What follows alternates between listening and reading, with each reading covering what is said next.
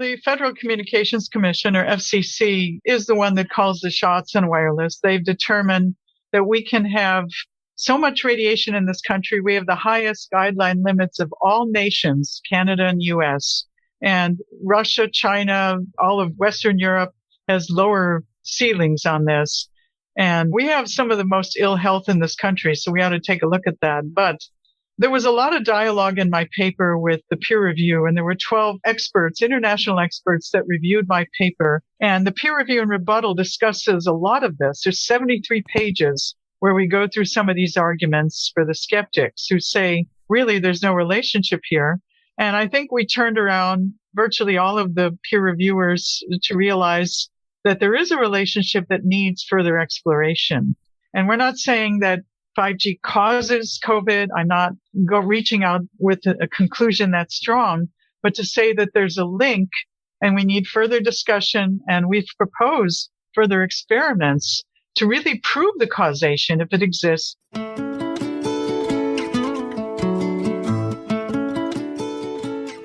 From the Weston A. Price Foundation, welcome to the Wise Traditions podcast for wise traditions in food, farming, and the healing arts. We are your source for scientific knowledge and traditional wisdom to help you achieve optimal health.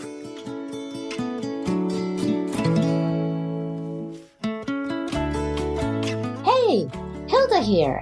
If only someone would do a study to see if there is a relationship between COVID-19 and exposure to wireless radiation, including 5G. This is episode 350, and our guest today is Beverly Rubik. Beverly Rubik has conducted just such a study with her colleague Robert Brown, and it has been published in a peer-reviewed journal that can be found on the National Institutes of Health website. I'll include a link to it in this episode description. Beverly has had a lifelong interest in frontier areas of science and medicine that go beyond the mainstream, and she is internationally renowned for her pioneering research, especially on the biofield and energy medicine. Today, Beverly talks candidly about the conclusions she found in the study. She talks about the amazing correlation between COVID and 5G rollout when you look at maps of the two. She describes symptoms like hypercoagulation, hypoxia, headaches, fatigue, memory problems, oxidative stress, immune system disruption, heart arrhythmia, and more, and how these symptoms are indicators of COVID-19 and radiation poisoning. She discusses the power of glutathione as an antioxidant, but how its function is impaired by wireless radiation. And she warns about more 5G being rolled out in January of 2022. Finally, she shares her own personal experiences with wireless radiation exposure, along with simple steps for how we can all protect ourselves from exposure to such damaging, non-native electromagnetic frequencies. Before I dive into the conversation, I want to let you know, we at the Foundation want to connect with you, which is why we're on social media. But let's just say that some platforms are not as social as they used to be. Basically, we got deplatformed from Facebook, and we're on thin ice on other platforms. But you can still find us as Weston A. Price on Instagram, the Weston A. Price Foundation on Telegram, and on MeWe.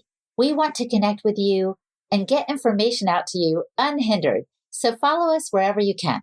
And a quick shout out to One Earth Health. You already know the benefits of organ meat, but did you know that New Zealand's organ meats are up to 400% more nutrient dense than organ meat from other countries? That means you get a lot more vitamins A, K, and B, along with other nutrients compared to meats from other sources. And now you can get them in capsule form from One Earth Health. Their cattle are pasture-raised with no GMOs or pesticides. Their capsules are filler-free, and each bottle comes with 200 capsules. And all One Earth Health products come with a lifetime warranty. So go to oneearthhealth.com and use the code WISE20 to get 20% off and free shipping. This offer is only for a limited time.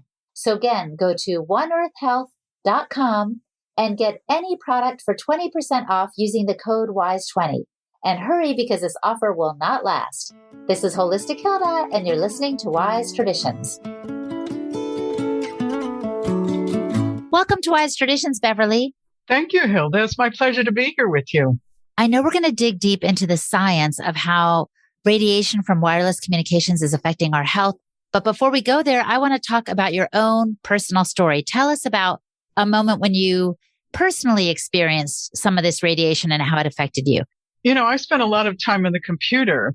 And these days, when you buy a new desktop computer, it frequently comes with a wireless keyboard, a wireless mouse. They're all pretty snazzy with a lot of wireless. So I'm sitting in front of this computer and I'm using it more and more hours. And I started to get irregular heartbeats, palpitations, very unpleasant. I didn't connect it to my new computer or this wireless aspect of it because I have only wired internet, both at home and in my laboratory. Then it dawned on me, well, but I have a wireless keyboard and mouse. What am I doing with this? This is a desktop computer. I'm not running around with it. So why is it coming like this? So anyway, I replaced the keyboard and mouse with wired versions. And guess what?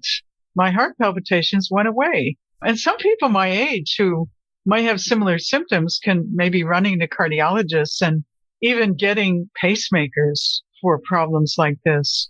So we need to get to first causes of some of our health problems today. And I think increasing exposure to wireless communications radiation is a factor in our increasingly ill health. And we need to grab it by the horns and wrestle with it and reduce our exposure, take various measures to protect ourselves and our families. Well, Beverly, you are so right. We need to do something about it. And that's exactly why we're having you on the show.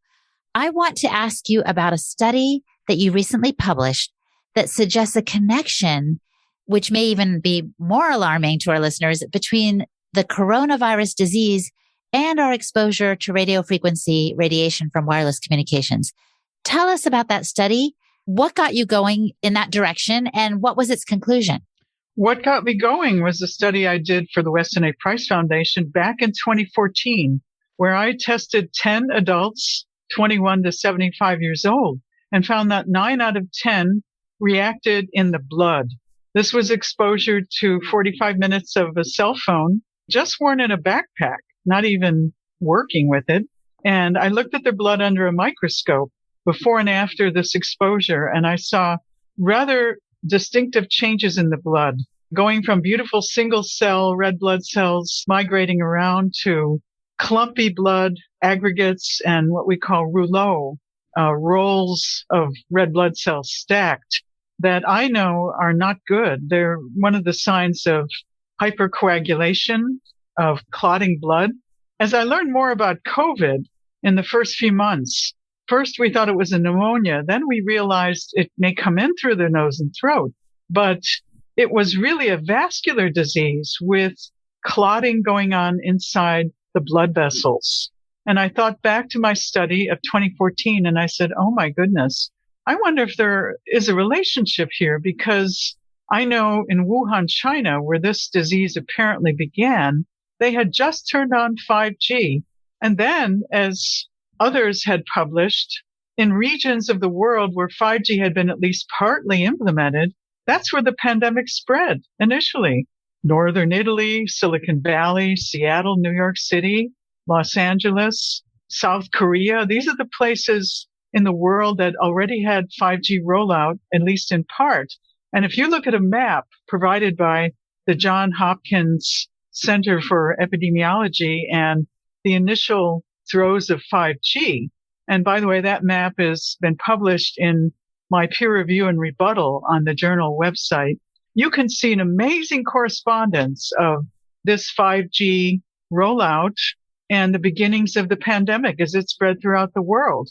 And I noticed that and I said, gee whiz, this can't be ignored. And yet nobody's talking about any environmental factors in this pandemic. And that surprises me too, because environmental factors are always involved in something as big as a pandemic. Even though they're not talking about it, I feel like people's eyes are slowly opening to the possibility that their environment may be affecting their health. Because what is happening right now, Beverly? People are fleeing from the cities and snatching up land in the countryside and rural areas because maybe on some intuitive level, they see what's happening. Yes. And I think they're also very upset with the policies going on in their states. I live in California, one of those states where people are fleeing, but usually going to states with very different politics because the COVID measures are so really absurd here in California with ongoing lockdowns, masks indoors and out, restaurants not even open on the exterior for the unvaccinated. It's been very difficult here. And I didn't find those things, for example, in Texas, where the Weston A. Price Foundation annual conference was held in November. Everything was free and open. It felt like a different world, didn't it? Yes, it was fantastic. Let's talk about this study, because if there is a relationship between radiation from wireless communications and the coronavirus disease 19, this could be a game changer for us if we pay attention, right? Yes, that's right. So let's talk about some of the symptoms that you see that overlap between coronavirus disease 19 and radiation sickness, like blood changes. That's one of them, right? Yes, we saw 6 areas where there's an overlap in the adverse reactions to wireless radiation from our cell phones, etc., and the manifestations in COVID. And these may be mechanisms in the clinical progression of COVID, or they could also be generated by wireless exposure. In our paper, we propose that there's a link. We're not saying that this is causal, but we question it, and we're actually raising discussion and hopefully further studies to explore this link. So blood changes are definitely one of them. And with that, we see, just as I'd seen under the microscope looking at people exposed to cell phone radiation, shape changes in blood cells are quite consistent for exposure to microwaves, not just cell phones, but Wi-Fi routers and smart meters and all the various sources in our environment. And that means red blood cells tend to stick together and form these snake-like formations called rouleaux, where they kind of stack in piles. Like rouleau is the French word for a stack or a roll. An aggregation of red blood cells. This is actually an early stage of hypercoagulation. And COVID is all about that. I mean, that's one of the later stages of COVID where, because the blood vessels have receptors for the virus all throughout the body, and the virus can go there and bind and cause blood clots, and even blood clots in the tiniest vessels, sometimes in a disseminated way throughout organs. And of course, that can lead to organ failure in the most dramatic cases and death. In the least dramatic cases, I imagine it would lead to things like headaches and fatigue. The blood's not flowing properly, so it would kind of cause some of these disruptions that we may perceive as simple annoyances. Exactly. I fully agree with that. That is a very common reaction to wireless or too long an exposure. People get headaches, they're exhausted, they get brain fatigue, memory problems, and many things. But also in the literature, we found that over long-term exposure to wireless, there's actually a reduction in the number of red blood cells and the hemoglobin. And that could cause hypoxia. Now, hypoxia was one of the symptoms of COVID, lack of oxygen. And as you may remember, lots of people were put on ventilators thinking, oh, they've got pneumonia, they're not getting enough oxygen, let's give them air in and out. And that didn't work. In fact, it killed people. So it wasn't a failure of the lungs. I'm proposing that it's a failure of the blood to carry oxygen because of these blood changes. Right. Well, I'm going to put a link in our show description so that people can see the images from your previous study of the rouleau and what the exposure to radiation does to the blood. I think this is fascinating, and seeing, hopefully, will be believing for some of the listeners. Now, I want to ask you about another condition that can result from radiation exposure that seems to be a similar symptom to COVID-19 is oxidative stress. Can you tell us more about that? Well, oxidative stress is about the production of free radicals. These are highly reactive chemical species that can damage biomolecules and your tissues. They can oxidize DNA, RNA, proteins, and make them dysfunctional everywhere in your body. We always have this going on. But exposure to microwaves, the wireless communication radiation, increases this oxidative stress and the free radical formation. So we get even more chemical damage. And there's a particular biochemical within us made in the liver called glutathione. It's the master antioxidant that fights oxidative stress. Well, after exposure to wireless and also in COVID, levels of glutathione are down, are basically dysregulated as a result. So there's another similarity between exposure to microwaves and COVID. And I know Sally would say right now, glutathione is found in raw milk. Is that not right? So it's another reason to up our intake of this natural healing food. Yes, I would agree. We need to eat a lot of antioxidants. So again, fresh vegetables and fruits would be exceptionally good to help build that. There's also a supplement, if people are into that, and that's N-acetylcysteine, which can help boost glutathione because it's not something easily absorbed when you take it orally. In fact, because it's a protein, it can be broken down in the stomach. So one can also take liposomal glutathione. It's already packaged in a tiny membrane of fat, and that protects it to get through the stomach digestive process, and so it can get absorbed in the small intestine. But it's best to make your own, to stimulate your body to make your own glutathione, either taking N-acetylcysteine, also called NAC, yes, or NAC, NAC. some people call it, or simply eating a diet rich in vegetables, both raw and cooked, and a great variety of colorful vegetables. So I want to pivot for a second, Beverly, to go back to the blood changes, because we talked about how exposure to smart meters and Wi-Fi routers can lower our body's functions and so forth, and obviously affect the blood. Do you recommend, I've seen online some covers for these things that maybe mitigate the strength of the radiation. Do you think that's a good idea? Well, again, it depends on how people use their phones. Lots of people have their phone on all the time and they put it in a pocket. That's problematic. The less you have wireless devices on your body, that includes tablets sitting on your lap or notebook computers perched on your lap where you're typing away. That's not a good thing. You want to keep these devices away from the body. And yes, shielding helps, but shielding is never 100% shielding generally. There's always some of the signal getting through in many cases. But those are some of the measures of protection. And I'll talk about more later on. Okay, great. I was alluding to this a moment ago, but there is immune system disruption when we're exposed to radiation. Talk to us about that. It's interesting because there's a whole literature on immune system and how it responds to microwaves. We say disruption or dysfunction because on the one hand, sometimes studies have shown immunosuppression. In other words, the immune system is just not performing well. In other cases, it's showing a hyperactivated immune system to the point of autoimmunity. And both extremes are problematic. We want an immune system that is somewhere in the middle, balanced and operating to fight off intruders, but not attacking ourselves. Well, we get also hyperinflammation with exposure to wireless communication radiation. There's even evidence of the so-called cytokine storm that was seen with COVID in the most severe cases. That means the immune system is so aggravated, so hyperinflamed that you start destroying your own tissues. And that's what happens when you actually pass away from the virus. It's not so much the virus doing the damage, it's that your immune system is so exacerbated and hyperinflamed that you're now destroying your own tissues. Yes, I've heard that in a sense, autoimmune diseases like that, when the body turns on itself. Is that the kind of thing you're describing? Yes. And autoimmunity is on the rise. And autoimmunity to just about every organ, thyroid, stomach, your own DNA.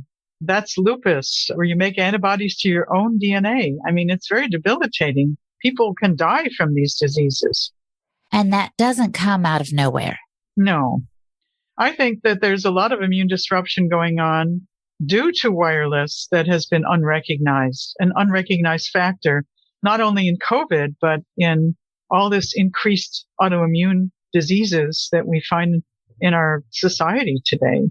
Yeah, it's quite likely. And that's why I'm glad you're pursuing this in your study and in your line of work.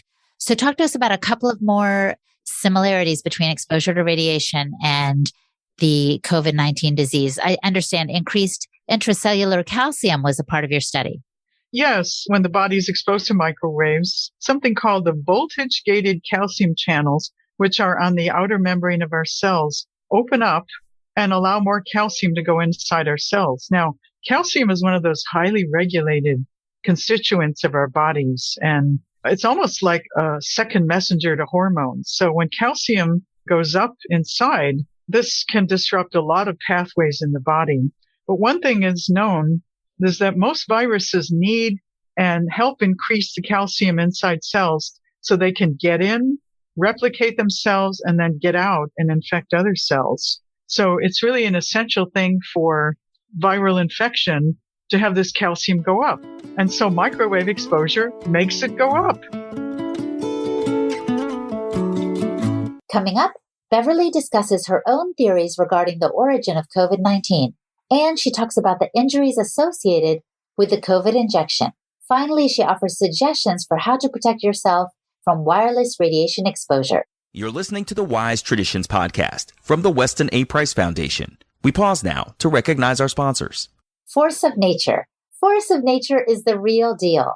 They are a meat company based in Austin, Texas that offers regenerative 100% grass-fed, pasture-raised, and wild-caught meats. They've got beef and chicken, but also wild game like venison, elk, and boar. Plus, they offer ancestral blends that contain 7% organ meat, and these are my absolute favorites. You can just use the meat like you would any ground beef or ground chicken, and it's so mild tasting that your kids or even adults unfamiliar with organ meats would be hard-pressed to detect the difference. I recently made some Thai meatballs with the ground chicken ancestral blend from Force of Nature, and our family was in heaven. They were delectable. Plus, Force of Nature also has 3 different flavors of breakfast sausage: venison beef, a bison beef blend, and wild boar chorizo. Breakfast has never been so nourishing. And we've also used the sausage meat for tacos too. Amazing. And what I love about Force of Nature is that not only is their meat nutrient dense and responsibly sourced and absolutely tasty, but they are also committed to regenerative agriculture and helping educate and empower consumers to change the food system for the better. They're about improving the land and embracing biodiversity above and below ground in a way that honors and mimics the way Mother Nature does it. I've connected with a bunch of their team members recently, and I can vouch for them 100%. Their passion and commitment to improving our health and the environment is at the core of the brand. So go to forceofnature.com, and they'll ship your order directly to your door in just a few days. And as a perk for being a Wise Traditions podcast listener, they are offering 15% off your first purchase if you enter the code WISE15 at checkout. Be sure to use all caps to apply the discount. That's WISE and the number 15, WISE15 for 15% off your entire order at forceofnature.com. And enjoy. An optimal carnivore. Organ meats are some of the most nutrient-dense foods on the planet, and the folks at Optimal Carnivore believe everyone deserves easy access to them, and they want to take the guesswork and hassle out of eating them. So, they started sourcing 100% grass-fed organ meats from New Zealand, freeze-drying the organs, and encapsulating them into convenient bovine gelatin capsules. They chose New Zealand because it is a pure source, a pristine land with rich soil, lush greenery, and one of the cleanest environments on Earth. And they gently freeze-dry the organs to preserve all of the vitamins, minerals, proteins, and enzymes. Their products are 100% grass-fed and grass-finished and free of hormones, pesticides, antibiotics, and GMOs. An optimal carnivore also knows that our ancestors would have eaten the whole animal, so they've created this unique blend of 9 different organs in their grass-fed organ complex. It's a powerful combination that includes beef liver, brain, thymus, heart, kidney, spleen, pancreas, lung, and gallbladder. Each organ contains its own unique benefits and nutritional profile, and it provides a large range of nutrients that support all of the major organs and glands. It's a real nose-to-tail solution, and perfect for people who are traveling or still trying to develop an appreciation for organ meats. Honestly, I have a decent diet. Actually, it's a great diet, but I still take these products to help fill in the gaps. Plus, Optimal Carnivore also plants 1 tree for every product sold, which helps the environment. They currently have a grass-fed organ complex, as I mentioned earlier, a grass-fed bone marrow, and a grass-fed liver product. So go to amazon.com/optimalcarnivore and use the code Weston10 to save 10% on all products. Again, that's amazon.com/optimalcarnivore and the code Weston10. This is Holistic Hilda, and you're listening to Wise Traditions. Is that a coincidence or what? Wow. So that's the question. Actually, I want to ask you, do you believe then that our exposure to wireless radiation is increasing our susceptibility to a virus, or do you believe it's actually causing COVID-19?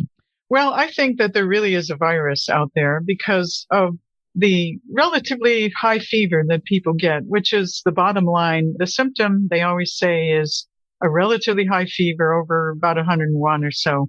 That's the most common denominator symptom of all the COVID cases. I've never known microwaves or millimeter waves to cause fevers. So that seems to be unique to viral infections and also, of course, bacterial infections. You get a fever when you've been invaded by a virus or bacteria. And so that suggests to me that there's more to this than just 4G and 5G, fourth and fifth generations of wireless. I know some people think it's all about wireless, and I would say one could make a case with my paper that certainly linked, and now it needs more work to take a look. But I personally do believe that there's a virus because of the fever aspect and because of the microbiology that's already been done on this virus, because I read the medical literature. And there are other people who don't believe in viruses at all, who are virus deniers, but I really wonder if they ever touched a virus in the laboratory like me. I'm convinced there are viruses. I worked with them in graduate school and in my training as a biophysicist. But there are others who say, well, there's no such thing really. It's an artifact and it shows up with the generation of electricity and then radar and then now wireless. I don't agree with that, but I certainly do respect other people's opinions. And I think we need open discussion on this question rather than the kind of bashing and censorship that's been going on in discussing environmental factors in this pandemic. Wow. Well, we also value different points of view because the foundation does lean toward being virus deniers, if you will.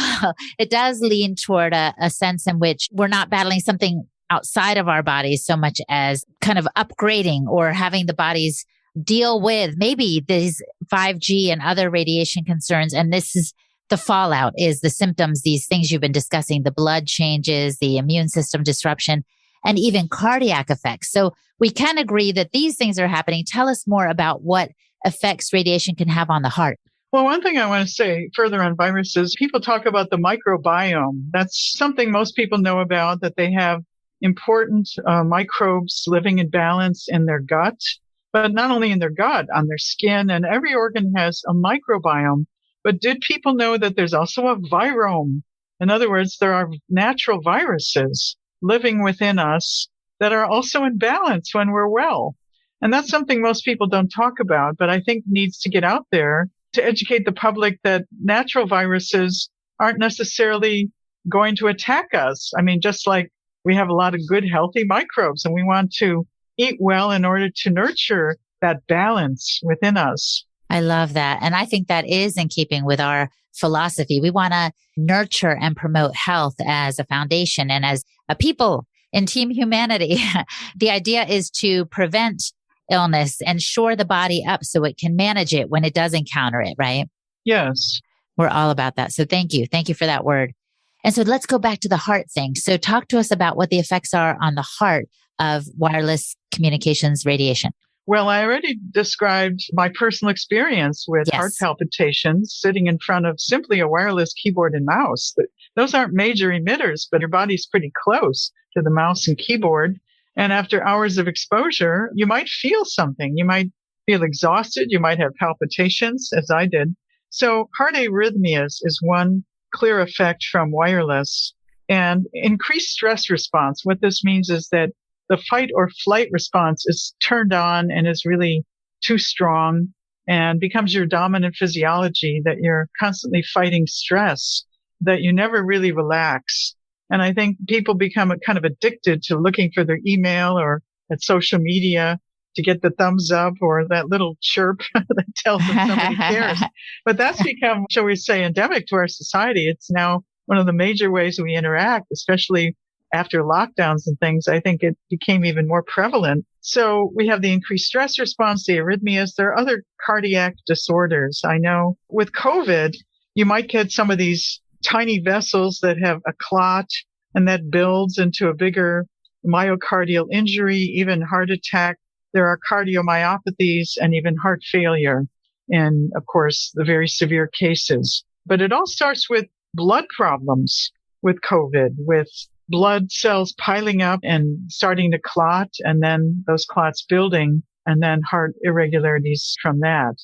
Beverly, it seems to me also that some people who've gotten the vaccination or injection have gotten these responses too. I remember seeing a video of some scientists in Europe who were like, look at this rouleau. They were pointing out the strange formations in the blood that they had never seen before. Have you heard of that as well? I know that's not in your study in particular, but I'm curious. It's not my study, but of course I've watched some of those same videos with great interest because I do blood microscopy. And when I saw that as well, I said, this also looks like exposure to microwaves, what the blood does. And of course, the vaccine, especially the ones with messenger RNA or mRNA, are giving the body the code to make the spike protein, which is the little protuberances sticking out of this virus. If you've seen that model, the virus is a sphere with little knobs, and we call those spikes.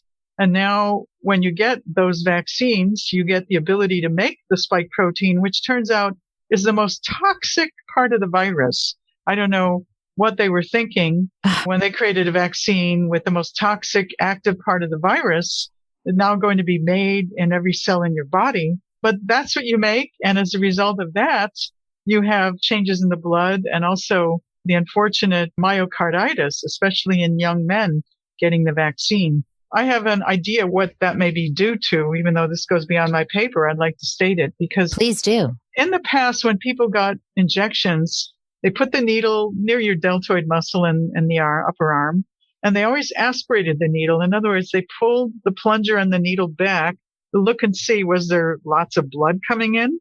That's called aspiration, to look and see, did you hit a blood vessel with that needle or not? Now, they're not doing that aspiration when they give these shots. In fact, I spoke with a nurse, and she said they stopped doing aspiration with needles for vaccine injections. And I'm surprised because I think the young men, of course, are more muscular, have more developed veins and structures, blood vessels in their arms than most of us who are not so muscular there. And they may actually be injecting into a vein, which then takes this vaccine right to the heart and may be contributing to the myocarditis cases that we see, particularly in young athletic men. Now, that's just my guess. That seems like a very plausible guess because I've also noticed many, many athletes kind of keeling over, young men who should be in the prime of their lives. It makes one wonder, if nothing else. It certainly does. So cardiac effects also from the vaccine, which gives that toxic piece of the virus, the spike protein, or the capacity of the body to make that spike protein, also is challenging the heart. Myocarditis can be a serious condition, and people can die young. They can keel over. They can require everything from pacemakers to heart transplants if severe enough. Yeah. So we've talked a lot about these issues that come from exposure to wireless communications radiation and that may be making us more susceptible to COVID-19. And it's also the overlap of the symptoms of both issues. My question is, what can we do in light of all this, Beverly? Does your paper and does your team, or do you have any solutions or helps for us? Well, there's been a great number of activists trying to stop the rollout of 5G, especially the wireless infrastructure, the antennas and the base stations that are the big emitters. There's also plans for up to 100,000 satellites to orbit the Earth to bring this wireless World Wide Web everywhere. My paper called for a moratorium on 5G on this wireless aspect because to date, we have no health and safety studies on the digitally pulsed devices that are 5G and the combinations of them. A lot of studies are on single devices, but our world is no longer single devices. We've got smart meters, we've got Wi-Fi routers, we've got cell phones. Soon there's going to be the Internet of Things, self-driving cars, and these emitting satellites. And I heard they're going to turn it on January 5th, 2022, or they're going to start turning it on. So beware, it's coming to your neighborhood soon. I had advocated a moratorium. That is, we need to stop and really study the effects of these multiple communication frequencies on our health because we don't know. We have a lot of studies on single frequencies that I cited in my paper, but the combinations might well be synergistic and more damaging. We don't even know. I'm so glad you mentioned the compounding nature and what it may be doing to us, because I interviewed someone recently, and I don't think I've put out this podcast yet, but I will soon, about skincare products and how a lot of the companies that put it forth, balms and lotions and creams and even makeup, they'll say, well, this only contains a little bit of, let's say, like lipstick used to have lead, right? We know it doesn't right now, but let's say a little bit of a toxin. So it's not that much. But women often use more than one product to soften their skin or get the glow that they want on their faces. And so what they're not looking at is the compounding nature of these different, and even the combination of these different toxins on our body. Absolutely. And there's also a link between chemical toxins and Wi-Fi toxins. And here's how. Because wireless opens up the blood-brain barrier. And then some of these chemical toxins that otherwise would not get into the brain can get into the brain. And so we need to talk about exposure to electromagnetic fields in tandem with chemical toxins from our environment, our cosmetics, our agrochemicals. I'm thinking of glyphosate and Dr. Stephanie Seneff's work, and how when that gets into the brain, it's very bad news. And the synergy with mercury and also now with wireless. So you're calling for a moratorium on 5G for us to stop and pay attention. You've also mentioned in our conversation that distance is our friend. It's a good idea to not wear the device on our bodies and to have as much space between us and any routers or microwaves or cell phones. What other recommendations would you suggest that we can mitigate the effects of this radiation? Well, first of all, people often ask me, is there any one thing that does it all? And the answer is no. There are partial solutions here and there with various protective devices. I suggest you don't keep your phone turned on in a pocket or bra, or certainly don't place it next to your ear when you talk. Use speakerphone and keep your phone elsewhere. Keep it on airplane mode. And think about a wireless tablet or wireless notebook computer. Don't place that on your lap and work. That's right near your major organs. We have to think about this. And also, children should not be encouraged to play with these things. They're not pacifiers. I have everything wired except for my cell phone. I have wired routers, both at my laboratory and my home. In other words, I never followed this fad of wireless. I retained my wired router. It's still possible to give up wireless and go back to wires and get internet DSL with the old cable that's put into the computer. And if you've got modern devices, you no longer have that port for the old DSL, you can buy an adapter. So it's possible to return to wired. And our mantra should be, we want wires whenever possible, and to eliminate wireless. I mean, it's really amazing to me. Most of the hearing aids for the elderly are based on Bluetooth, another wireless pollution. And now you've got it right near your brain with these hearing aids. But there are some brands of hearing aids that also are not wireless. So we need to get wise.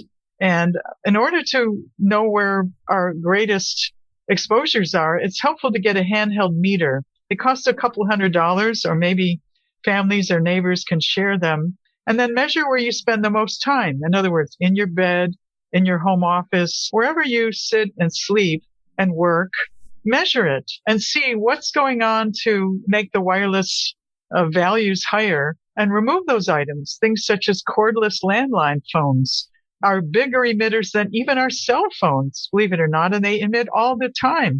Get rid of them. I love it. We have a landline, and we do our best to do some of these things you've suggested. Wise and wired, I think, is a good mantra for 2022. But what do you say, Beverly, to the skeptic who's like, oh my gosh, this is just a lot of hype. Really, wireless things are here to stay. I don't want to be a Luddite. And there's no connection between wireless communications radiation and COVID-19. Well, the Federal Communications Commission, or FCC, is the one that calls the shots on wireless. They've determined that we can have so much radiation in this country. We have the highest guideline limits of all nations, Canada and US. And Russia, China, all of Western Europe has lower ceilings on this. And we have some of the most ill health in this country, so we ought to take a look at that. But There was a lot of dialogue in my paper with the peer review, and there were 12 experts, international experts, that reviewed my paper. And the peer review and rebuttal discusses a lot of this. There's 73 pages where we go through some of these arguments for the skeptics who say, really, there's no relationship here. And I think we turned around virtually all of the peer reviewers to realize that there is a relationship that needs further exploration.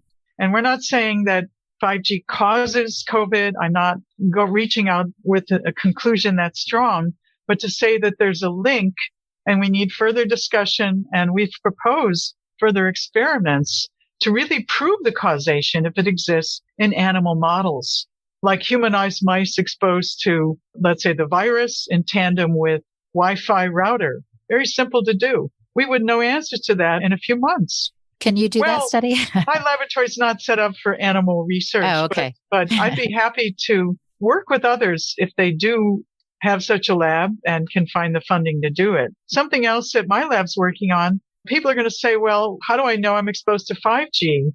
Well, any frequency above 6, maybe 7 gigahertz cannot be measured with any of these handheld meters. And that's a problem because 5G goes up to 95 gigahertz.